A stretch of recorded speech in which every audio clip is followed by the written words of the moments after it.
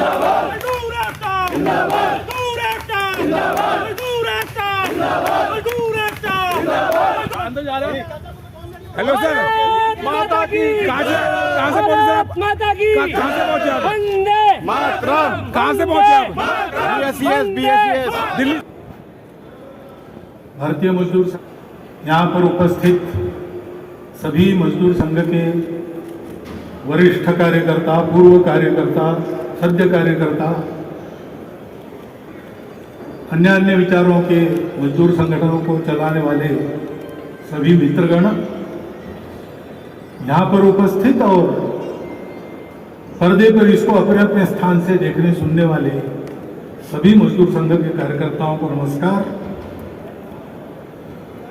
जैसे भाग्य जी ने शुरू किया कि आज का अवसर आपके आनंद का और स्वाभिमान का विषय है,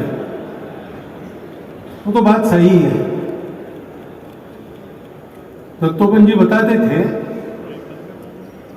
कि जब मजदूर संघ के नाम से एक नया मजदूर संगठन शुरू हुआ तो उस समय अन्य मजदूर संगठनों के दिग्गज कार्यकर्ता भारत में विद्यमान थे। दत्तोपंत जी उनके पास भी जाते थे, बात करते थे, भारतीय मजदूर संघ के बारे में बताते थे। और उस समय भारतीय मजदूर संघ इतना छोटा था, कुछ लोगों की कल्पनाओं में ही था, इसलिए उसके प्रति कुछ स्पर्धा का भाव वगैरह भी किसी के मन में नहीं था। आगे चल के बड़ा होगा, स्पर्धा करेगा तो जरा सावधान हो जाते लोग, वैसा भी नहीं था। लेकिन सारा सुन के पूर्ण विचार के साथ अन्य मजदूर संगठनों के वरिष्ठ लोग कहते थे कि ठेंगड़ी, तुम्हारा भगवा झंडा इस मैदान में नहीं फड़क सकता, क्योंकि विचार भी अलग ही था। आधुनिक इतिहास में उस विचार का प्रयोग कहीं देखने को नहीं मिलता। भारत की दृष्टि लेकर विचार हुआ तो विचार कैसा है कि मजदूरों, दुनिया को एक करो, और मजदूर विरुद्ध मालिक ऐसा नहीं है, तो एक उद्योग परिवार है। अब मजदूरों के दुख को दूर करने के लिए, संघर्ष करने के लिए निकले लोग अगर परिवार की बात करेंगे तो कैसे टिकेंगे, ऐसा विचार रख के सबने बोला होगा। परंतु हम देखते हैं कि इतने सारे कार्यकर्ताओं के त्याग, बलिदान और परिश्रम के बाद आज 70 वर्षों के बाद हम लोग दुनिया में एक महत्वपूर्ण और देश में सर्वप्रथम मजदूर संगठन बने हैं। और ये सब आप लोगों ने किया है, तो आपको इसका स्वाभिमान प्राप्त होना ये बिल्कुल स्वाभाविक है और सही भी है। जो आनंद उत्साह आप दिखा रहे हैं उसके आप अधिकारी हैं। परंतु ये भी कहा गया कि आत्मावलोकन का भी कार्यक्रम है। वर्ष भर हमने इस निमित्त कार्यक्रम किए, अब उन कार्यक्रमों को विराम लगेगा और आगे काम करना है। तो जरा पीछे मुड़कर देखना, कैसे रहा, क्या रहा, हम यहां तक आए, क्यों आए, कौन सी प्रेरणा थी जो हमको यहां तक लेकर आए। विचार इसलिए करना पड़ता है, हमारे त्रैवार्षिक अधिवेशन होते हैं। मैं नागपुर शहर का प्रचारक था तो नागपुर में भी एक अधिवेशन हुआ था 80 के दशक में। उसमें डॉक्टर मगो बोकरे अतिथि के नाते पधारे थे उद्घाटन में। डॉक्टर एमजी बोकरे मार्क्सवादी थे, बाद में गांधीवादी बन गए। उसी समय नागपुर के एक बस्ती से दूसरे बस्ती में रहने के लिए गए। वहां उनके नए घर के सामने ही संघ की शाखा लगती थी, इसलिए जिज्ञासावश वहां गए बातचीत हुई, संघ से संपर्क बढ़ा, तब वो संघ के विचारों से सहमत हुए और मजदूर संघ के अधिवेशन में आए, क्योंकि जो व्यवस्था बनी है उसमें से जाके हमको वरिष्ठ बनना पड़ेगा, बाद में हमारे विचारों के प्रयोग हमको करने पड़ेंगे। इसलिए हमारी स्थिति कैसी है, square pegs through round holes, खूंटियां हमको गाड़नी है, वो गोल है और वो छेद बने हैं वो चौकोर है, वो चौकोर है और जो छेद बने हैं वो गोल है। तो पहले वो काम ठीक हो जाए, फिर हम अपने विचार के अनुसार पुनर्रचना श्रमिक क्षेत्र की करना ये कर सकेंगे। मैं समझता हूं कि आज आप लोग उस स्थिति में आए हैं और कुछ कर भी रहे। अभी मंत्री महोदय ने भी बताया आयोलों में आपने क्या किया, यहां भी अपने देश में सबको साथ लेकर आपके जो प्रयास चल रहे हैं। यहाँ पे मौजूद थे, यानी कि देश के सबसे बड़े व्यक्ति की मैं बात करूं जो पूजनीय है, क्या कहेंगे आपके बच पे थे सर? मैं रविंद्र हिमते, भारतीय मजदूर संघ का अखिल भारतीय महामंत्री हूँ। आज हमारा ये 70वें वर्ष का समापन का कार्यक्रम ये हमारे लिए एक उत्सव के रूप में है। 70 वर्ष में भारतीय मजदूर संघ ने जो कार्य किया वो आज परम पूज्य सरसंघ चालक जी और माननीय श्रम मंत्री इनके मुंह से वो सुनकर कि भारतीय मजदूर संघ एक अच्छी संगठन है और भारत देश के प्रति पूरे विश्व में फैलने वाली संगठन है, ऐसा सुनकर हमें अच्छा लगा। और इस कार्यक्रम के प्रति उन्होंने जो उद्गार अपने पाथेय में उद्बोधन में निकाले उसके लिए मैं उन्हें धन्यवाद देना चाहूँगा और कामगारों को ये कहना चाहूँगा भारतीय मजदूर संघ भारतीय मजदूर संघ का 70वां वर्ष यह मात्र एक पड़ाव है।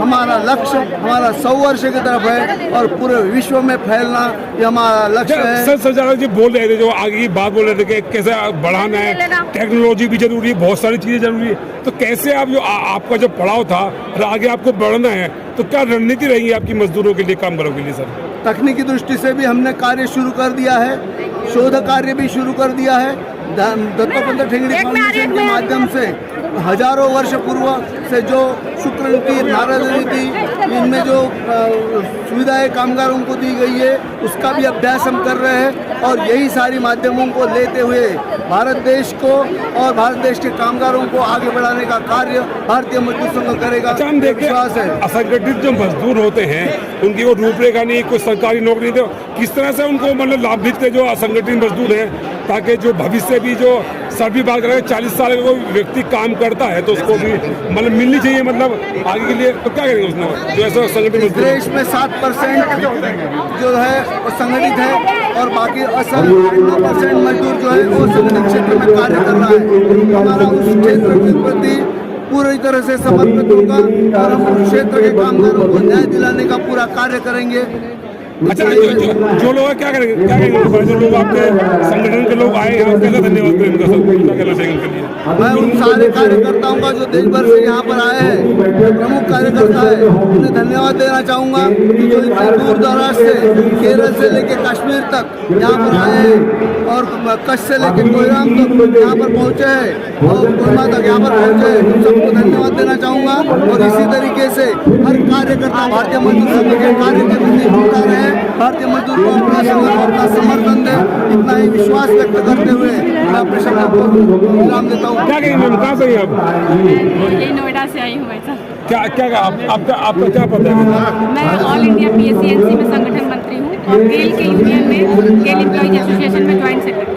क्या कहेंगे क्योंकि आने वाला तो भविष्य फ्यूचर में टेक्नोलॉजी बहुत जरूरी है, बहुत सारी चीजें, और जो असंगठित मजदूर है उनका कोई भविष्य है ही नहीं। सरकार उनके बारे में मतलब बीमार पड़ जाए तो क्या होगा, असंगठित मजदूर है काम नहीं मिलेगा तो उसको सैलरी का, तो क्या सोचते हैं कैसे उन लोगों का भविष्य सुधरेगा? मैम देखिए अभी हम लोग PMS की जो रणनीति है वो हर एक छोटे से छोटे मजदूर और किसान हर एक क्षेत्र में हम लोग काम कर रहे हैं और सबको जागरूक कर रहे हैं गवर्नमेंट की पॉलिसी से। गवर्नमेंट की पॉलिसी में कोई मुझे नहीं लगता कोई ऐसी समस्या है, लेकिन गवर्नमेंट की पॉलिसी हर निचले तबके के मजदूर और कामगार तक पहुँचने में दिक्कत हो रही है। हम उससे पूछेंगे। सरकार ऐसा कोई माध्यम क्यों नहीं रहता कि आम लोगों तक वो बात पहुंचे? जैसे आपने कहा, मैं उस बात से सहमत हूँ कि सरकार बहुत सारे कार्य करती है, लेकिन जो लोग हैं, जो अनमेच्योर लोग हैं, गांव के अंतिम पंक्ति में रहते हैं, उन तक वो चीजें नहीं पहुंचती है।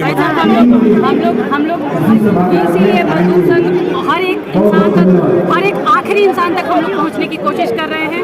अपने जो है हमारे कार्यकर्ता, एक आशा वर्कर हो, चाहे आंगनबाड़ी हो, चाहे टेक्निकल क्षेत्र में हो, हर एक क्षेत्र में हम एक मजदूर, एक छोटे से छोटे तबके के लोगों तक हम पहुंच रहे हैं, घरेलू वर्कर, और सब जगह हम लोग की जागरूकता और गवर्नमेंट की पॉलिसी। लास्ट में इस प्रोग्राम के बारे में क्या कहेंगे? इस प्रोग्राम के बारे में क्या कहेंगे? बहुत ही भव्य कार्यक्रम था, जैसा कि आप लोगों ने यहाँ पे देखा, और जम्मू कश्मीर से लेके कन्याकुमारी तक हर एक क्षेत्र से, हर एक जगह से हजारों की संख्या में यहाँ पे लगभग मोहन संचालक जी यहाँ पहुंचे थे, क्या लगा आपको? पहली बार देखा? पहली बार सामने से तो मैंने बहुत पहली बार इस कारण से ही हमारे, मुझे तो बहुत ही अच्छा लगा, और उनका जो मार्गदर्शन प्राप्त हुआ उसके लिए हम लोग बहुत आभारी हैं। और चूँकि हम RSS में तो बहुत पहले से हमारी स्कूलिंग भी शिशु मंदिर से हुई है, लेकिन कभी परम पूजनीय सरसंघ चालक जी को सामने से देखने का अवसर नहीं मिला था। बहुत ही अच्छा लगा मुझे। Thank you. बहुत धन्यवाद।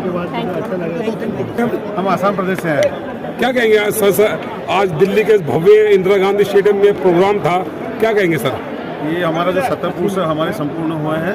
यहाँ पे जो दिल्ली में इंदिरा गांधी स्टेडियम में जो ये हमारा कार्यक्रम लिया गया था, इसमें हमारे राष्ट्रीय स्वयंसेवक संघ के परम पूजनीय सरसंघ चालक जी मोहन जी भागवत जी उपस्थित थे।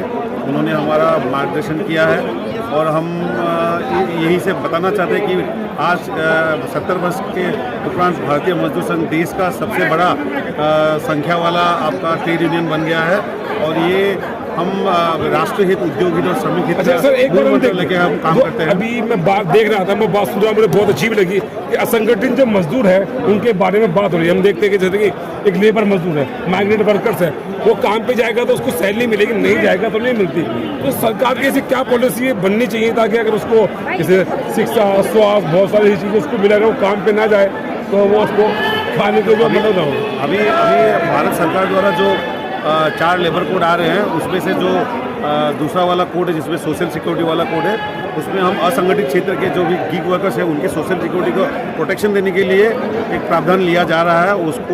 उसके ऊपर हम हमारे भारत सरकार और भारतीय मजदूर संघ के साथ आलोचना करके ये किया जाएगा आने वाले दिनों में। नहीं होने ये भी आपको लगता है ना कि जो संगठित मजदूर है, जैसे मालूम है एक दिहाड़ी मजदूर है, वो काम पे जाएगा तो उसको सैलरी मिलती, नहीं जाएगा तो नहीं मिलती, तो उसको कोई ऐसा करे सरकार, जैसे सरकार जो बातें करती है कि हमारा देश आजाद हुआ, संविधान की बात करें, अंतिम पंक्ति पर रहने वाला जो व्यक्ति है उस तक जो है सरकार की सुविधाएं पहुंचे, जो अग्रिम व्यक्ति है, अग्रिम व्यक्ति तो ये जो मजदूर है। तो अच्छी बातें पर तो बहुत बहुत धन्यवाद सर आपका। आप कुछ कहना चाहिए सर?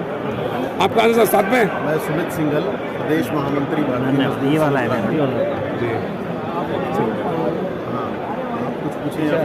सर मतलब आज इतना भव्य प्रोग्राम 70 साल आपने अचीव करे।